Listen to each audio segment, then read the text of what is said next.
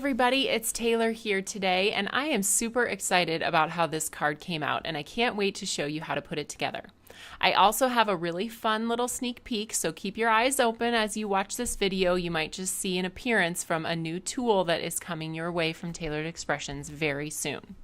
We'll be using the Light Up the Night stencil, along with the hand-lettered 4th of July sentiment set, and the Home of the Brave stamp set.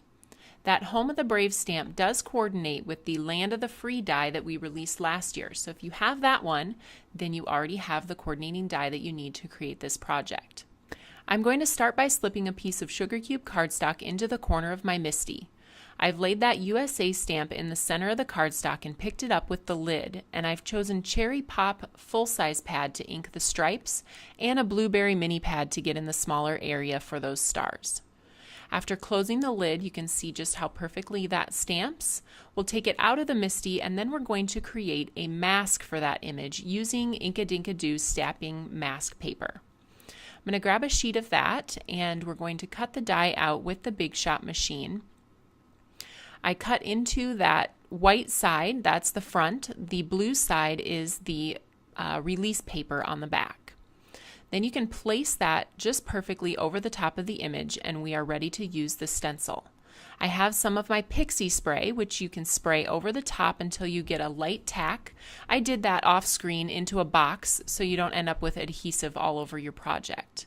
Now, here's what I told you to keep an eye out for. I am going to do some blending here, and you are going to get a sneak peek at something very cool coming soon from Taylored Expressions. I'm using 3 different colors of ink. I have Blueberry, Cherry Pop, and Confetti Cake. And once those have been applied, I'm keeping the stencil in place, and I'm going to use my stencil pal, which I just got and am trying for the first time on this project, and I love it. It spreads evenly, it doesn't get underneath the cracks of your stencil. It is a wonderful thing. So I highly recommend the stencil pal. Now I'm removing that mask paper, and you can see my stamped image stayed perfectly intact. I decided I wanted to cover it up and mute it just a little bit, so I die cut a piece of vellum from that coordinating die. I'm going to stamp my sentiment onto the vellum using Versamark ink and then emboss it with our Taylored Expressions Fine Detail Black embossing powder. I love how our embossing powder works on vellum. It's so nice and neat and clean, and it just creates that bold pop that you need on this sentiment. So after heating that, I'm going to use the back of the America letters to add my adhesive, so you won't see that through the vellum. And then I'm adding just tiny bits to the corners to tack those down.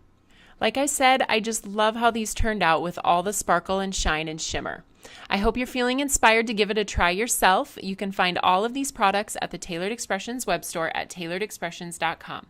Have a great day.